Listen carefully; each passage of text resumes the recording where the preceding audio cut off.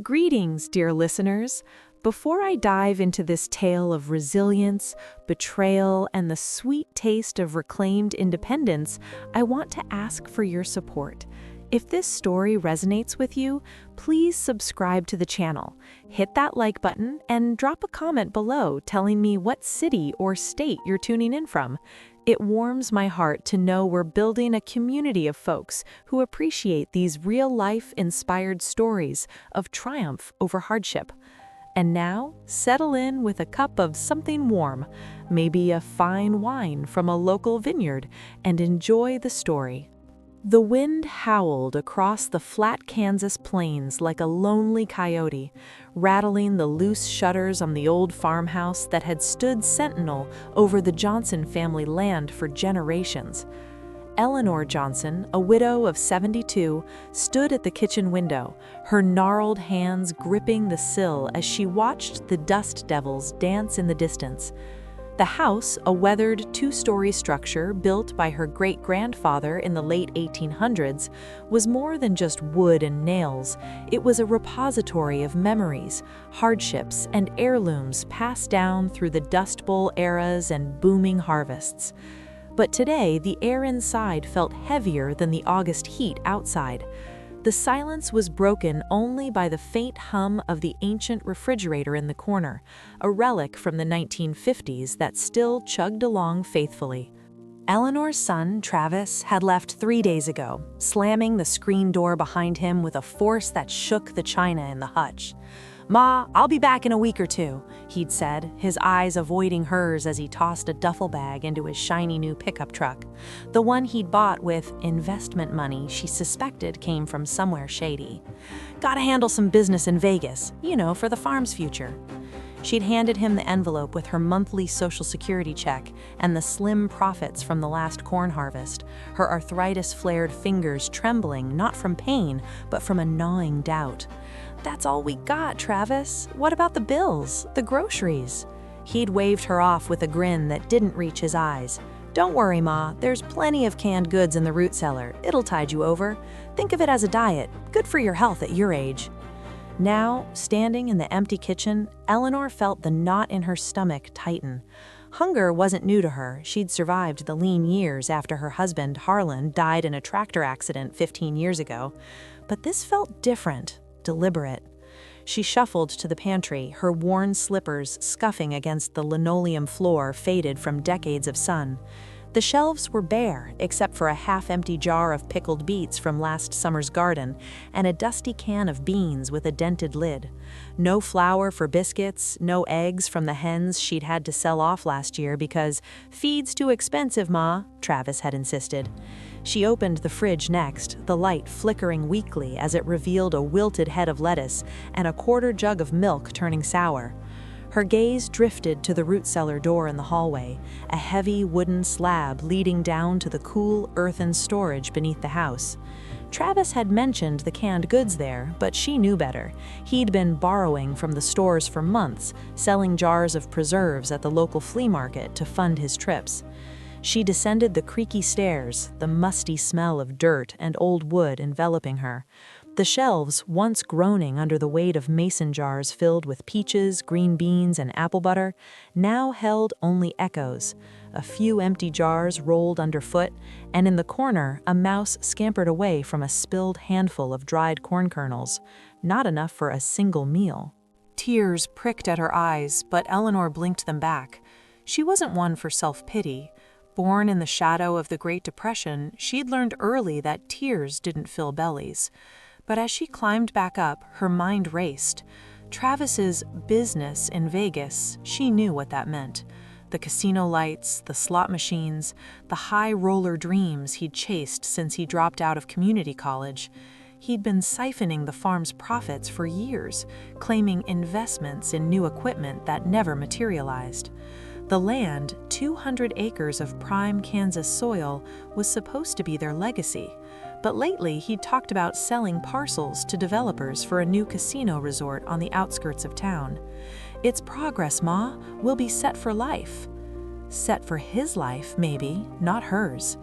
She sat at the kitchen table, the formica top scarred from years of family meals, and pulled out the stack of mail she'd hidden under a placemat. Bills, electric, water, property taxes, all overdue, and tucked among them a letter from a Las Vegas law firm addressed to Travis, but opened in her desperation. It outlined a plan to transfer the farm's deed to a holding company with provisions for relocating elderly residents to suitable facilities. Her heart pounded. Suitable facilities? She knew what that meant. A state-run nursing home in Topeka where forgotten seniors waited out their days in bleach-scented halls. The realization hit her like a prairie storm. Travis wasn't just neglectful, he was plotting. He'd cut off the utilities remotely. She'd discovered the app on his old phone he'd left behind, leaving her in the dark, literally, to force her hand. No power meant no well pump, no lights, no way to cook. Isolation in the vast Kansas emptiness. He expected her to call, begging for help, signing whatever papers he put in front of her. But as the sun dipped low, casting long shadows through the lace curtains her grandmother had sewn, something shifted in Eleanor. A spark of the pioneer spirit that had built this farmhouse ignited. She rose, her back straighter than it had been in years, and walked to the barn. The structure loomed like a sentinel, its red paint peeling under the relentless sun. Inside, amid the hay bales and rusted tools, lay the treasures Travis dismissed as junk. Antique farm equipment, a hand-cranked butter churn from the 1880s, a cast-iron plowshare forged by her great-grandfather, and a set of harness bells that jingled like Christmas on the old horse-drawn sleigh. And stacked in the loft, the heirloom quilts, intricate patterns of log cabin and starburst, pieced together by ancestors who crossed the Oregon Trail. These weren't just fabrics, they were stories stitched in thread, worth a fortune to collectors. Eleanor dusted off an old rotary phone in the house. The landline still worked, thank goodness, and dialed the number from a classified ad in the local paper she'd clipped months ago. Antiques and heirlooms bought, fair prices, house calls, Mr. Harlan Whitaker. The name made her pause. It was the same as her late husband's. A sign, perhaps. "Hello?" A gruff but kind voice answered. "This is Eleanor Johnson out on Route 4. I've got some items to sell. Can you come tomorrow?" Mr. Whitaker arrived at dawn, his truck kicking up dust on the gravel drive. He was a burly man in his 60s, with a beard like Santa and eyes that appraised everything with quiet respect. "Mrs. Johnson, pleasure to meet you. Show me what you've got." She led him to the barn, the morning light filtering through cracks in the walls. He examined the churn, running his fingers over the wood. Oak, hand-turned, museum quality. The plowshare, original forge marks, pre-Civil War. The quilts, he unfolded one carefully, his breath catching at the faded but vibrant colors. These are pioneer era. The stitching, exquisite. You sure you want to part with them? Eleanor's voice was steady. "I'm hungry, Mr. Whitaker, and these things have sat idle too long. What's your offer?" He named a figure that made her blink, enough for 6 months of comfortable living or 2 weeks of utter indulgence. She haggled, channeling the market savvy she'd used at farm auctions. Add 20% for the history. He chuckled and agreed. By noon, the items were loaded, cash in her hand, a thick wad of bills she tucked into her apron pocket. With the money, she didn't head to the discount grocer in town. No, she drove her old Ford truck, the one Travis called a rust bucket, to the upscale organic market in Wichita, an hour away. The place smelled of fresh herbs and artisanal breads, prices that would make most farmers faint. But today, Eleanor walked the aisles like royalty. She loaded her cart with gourmet delights, wheels of aged cheddar from local dairies, jars of wildflower honey, organic steaks from grass-fed cattle, bottles of fine Kansas wines from vineyards in the Flint Hills. Truffles-infused oils, heirloom tomatoes bursting with juice, handmade chocolates dusted with sea salt. And for the root cellar, cases of preserved delicacies, caviar from sustainable farms, imported olives, foie gras spreads, enough to fill the shelves to bursting. Back home, she ignored the kitchen fridge and headed straight to the root cellar. She swept the dirt floor, lined the shelves with fresh linens, and stocked them meticulously. Jars gleamed under the bare bulb light, bottles lay on their sides and makeshift racks. It wasn't storage anymore, it was a bunker of luxury, a fortress against the starvation Travis had intended. As the days passed, Eleanor savored her solitude. She cooked simple but exquisite meals, a steak seared on the wood stove. Utilities be damned, she used the old backup generator, paired with a glass of Cabernet that warmed her from the inside. She read old letters from Harlan by candlelight, feeling alive for the first time in years. The hunger pangs were gone, replaced by a fullness of spirit. Travis returned on a stormy evening, his truck hydroplaning on the wet gravel. He burst through the door, rain dripping from his cowboy hat, expecting to find his mother frail and compliant. "Ma, you okay? I tried calling, but the phone's off." A lie. He'd disabled the line himself. Eleanor sat at the kitchen table, sipping tea from a china cup she'd kept for special occasions. The house smelled of fresh baked bread, not desperation. "I'm fine, Travis. Come in. Dry off." He eyed her suspiciously, noting the glow in her cheeks, the new shawl around her shoulders, cashmere, bought on a whim in Wichita. "What's going on? You look different." "Sit down. Hungry from the drive?" He nodded, slumping into a chair. "Starving. What's for dinner? Whatever scraps he scrounged?" She smiled faintly. "Check the root cellar. I restocked." Eager, thinking of the empty shelves he'd left, Travis descended the stairs. The bulb clicked on, and he froze. Before him stretched a vista of abundance, shelves sagging under the weight of gourmet jars, bottles sparkling like jewels, packages of fine meats and cheeses wrapped in wax paper. The air smelled of truffles and wine, not dust and neglect. He let out a guttural scream, recoiling as if facing a ghost. "What the hell is this?" he bellowed, storming back up. In his hand, he clutched a jar of beluga caviar, his face red with fury. Eleanor remained calm. "My harvest, Travis. You took the profits, left me nothing, so I harvested what was mine." He slammed the jar down. "Where'd the money come from? You sell something? The truck?" "The antiques, the quilts, things you called junk." His eyes widened in horror. "Those were heirlooms, my inheritance." Greetings, dear listeners. Welcome back to another episode of Life Stories That Inspire, where we delve into tales of betrayal, resilience, and the unbreakable human spirit. Today's story is inspired by those quiet battles fought in the heartland of America, where the land itself seems to whisper secrets of the past. Before we begin, I ask you to support this channel. Subscribe if you haven't, hit that like button, and in the comments, let me know what city or state you're listening from. It's always heartwarming to see our community grow, from the bustling streets of New York to the serene fields of Kansas.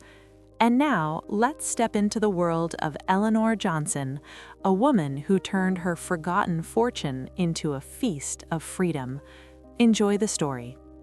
The sun rose over the endless Kansas plains like a golden promise, casting long shadows across the Johnson farm. The farmhouse, a sturdy structure of clapboard and stone, had stood there since 1882, built by Eleanor's great-grandfather with his own hands after the family wagon train made it through the treacherous prairie trails. It was a place of history, where generations had toiled under the relentless sun, harvesting corn and wheat that fed families far beyond their own table. But on this particular morning in late summer 2025, the air inside the house felt thick with something more than the humidity. Betrayal hung heavy, like the dust from a passing tractor. Eleanor Johnson, 72 years old and as tough as the leather boots she wore, stood in the kitchen, her hands trembling slightly as she clutched a mug of black coffee. The coffee was bitter, the last dregs from a can she'd stretched for weeks. Her son, Travis, had left 4 days ago, his pickup truck kicking up gravel as he headed west to Las Vegas. "Business trip, Ma," he'd said with that charming smile that always masked his lies. "Gonna secure some investors for the farm. We'll be rolling in it soon." He'd taken her Social Security check, the meager profits from the last harvest, and even the credit card she'd kept for emergencies. "Just in case, Ma. ATMs can be fickle out there."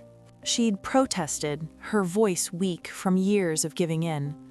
"Travis, that's all I have for the month. What about food, the utilities?" He'd laughed it off, patting her shoulder like she was a child. "There's plenty in the root cellar. Canned beans, some dried corn. It'll be good for you. Doctors say folks your age should eat light. Detox time."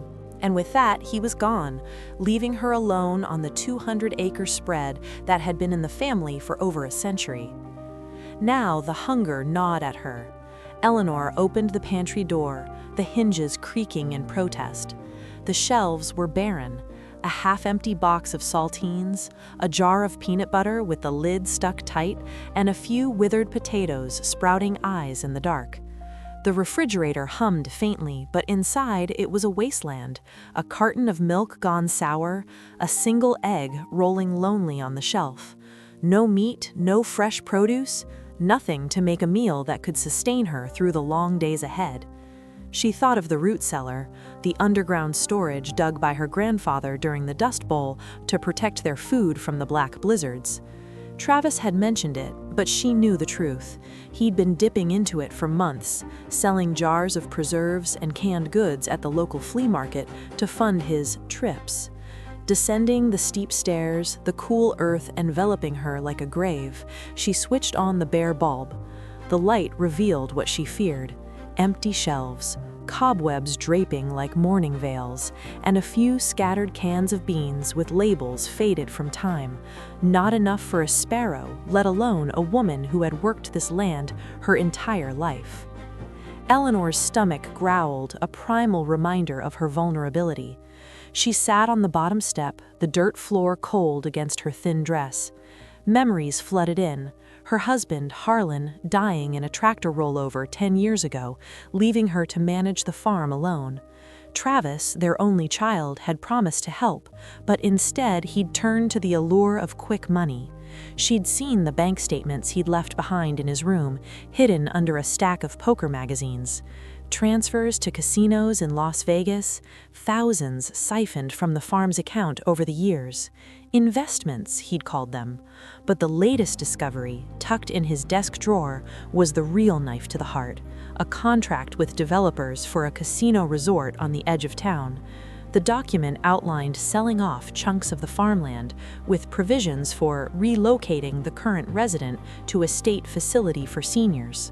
A brochure for a nursing home in Topeka, Restful Plains Senior Care, a place known for its bleak halls and overworked staff, where the elderly were warehoused until they faded away. The cold realization settled in her bones. Travis wasn't just selfish, he was cruel, planning to evict her from her own home, sell the land for a fortune, and dump her in a facility to die alone.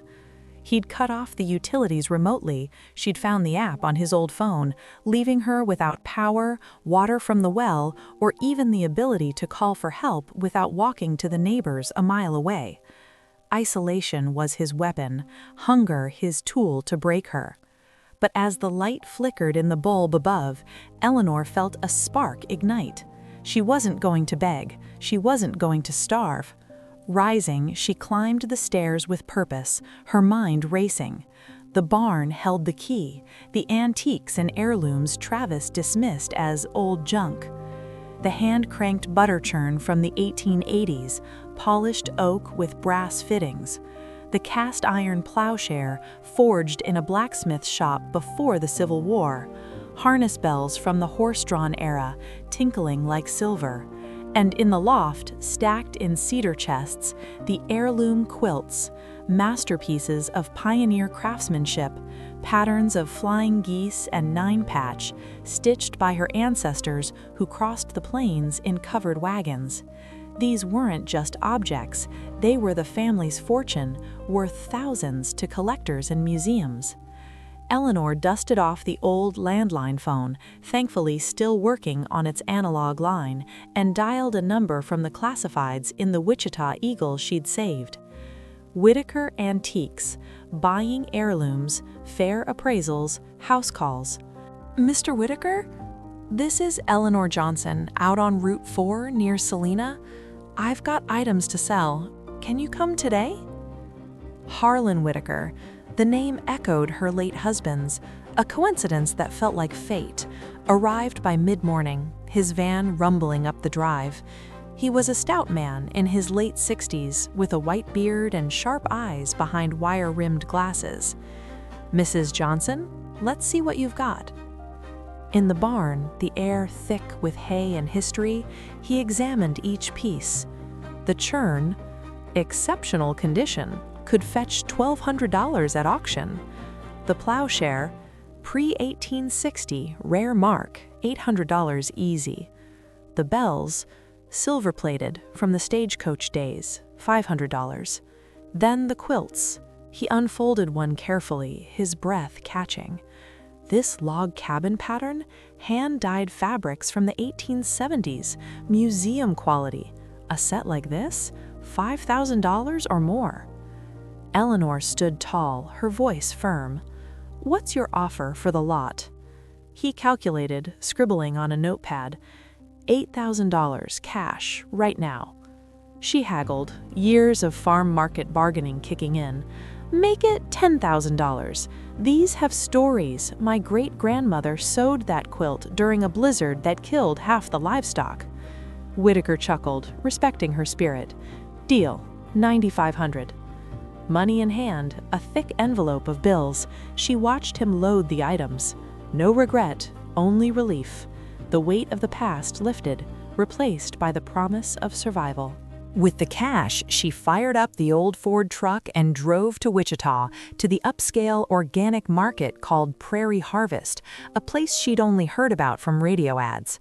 The store was a revelation. Aisles of gleaming produce, cheeses from local artisanal dairies, wines from Kansas vineyards that had won awards at national competitions. She didn't skimp. Organic steaks from grass-fed cattle, thick and marbled. Wheels of aged cheddar and blue cheese veined with flavor. Jars of wildflower honey, truffle-infused oils, heirloom tomatoes red as rubies. Fine wines, Cabernets and Chardonnays from the Flint Hills, bottles with labels boasting vintages from 2018 to 2023. Imported delicacies, beluga caviar in blue tins, foie gras, olives stuffed with almonds, handmade chocolates, exotic fruits like dragon fruit and mangosteen flown in fresh. The cart overflowed, the total exceeding $2,000, but she paid without flinching. Back home, she bypassed the kitchen and headed to the root cellar. She cleaned it first, sweeping away dust, lining shelves with fresh cloth. Then stocking. Wines laid on their sides and racks she fashioned from old wood. Jars of caviar and preserves in neat rows. Meats and cheeses in the cooler spots. Fruits in baskets. It became a luxury bunker, the air scented with richness, not decay. Days blended into a rhythm of indulgence. Breakfast, fresh baguette with honey and cheese washed down with coffee brewed on the wood stove. She'd rigged the generator for essentials. Lunch, salad of heirloom tomatoes and olives. Dinner, steak seared with truffle oil, a glass of Cabernet that tasted like victory. She read books by lantern light, wrote letters to old friends, felt her strength return. Travis returned on a Thursday, the sky gray with storm clouds. He burst in, expecting frailty. "Ma, you alive? I tried the power, must be a outage." Eleanor sat at the table in a new dress bought in Wichita, sipping wine. "I'm fine. Hungry? He nodded, suspicious of her calm. Yeah, what's in the cellar? Go see! He descended, the bulb illuminating the bounty. His scream echoed up the stairs, a mix of horror and rage. What is this? Caviar? Wine? Where'd this come from? She met him at the top. My harvest, Travis. You took everything, left me starving, so I sold the antiques, the quilts, your junk. His face twisted. Those were mine, the inheritance. Your inheritance? She pulled out the documents. While you planned to sell the land for a casino, ship me to Restful Plains, I found the contract, the brochure. He stammered. Ma, it's for the best. You're old. Old enough to evict you. Get out. I'm turning this into a B&B. Neighbors arrived, Whitaker too, as witnesses. Travis left defeated, and Eleanor thrived. The farm became the Forgotten Fortune B&B, guests savoring her harvest meals. She lived free, the land hers alone. What do you think? Was Eleanor right? Comment below, like, subscribe. From what city? See you next time.